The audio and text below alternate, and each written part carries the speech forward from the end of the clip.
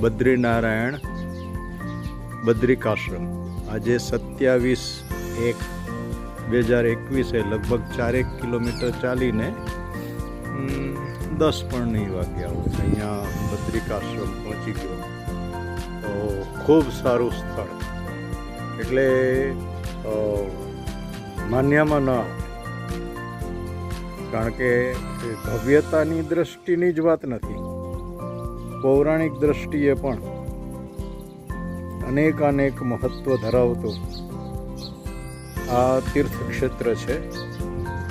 અને નારાયણ સ્વામીએ એટલે પુરાણમાં, નર્મદા પુરાણમાં ઉલ્લેખ કે એમણે અહીંયા તપશ્ચર્યા કરેલી અને જોડાયેલા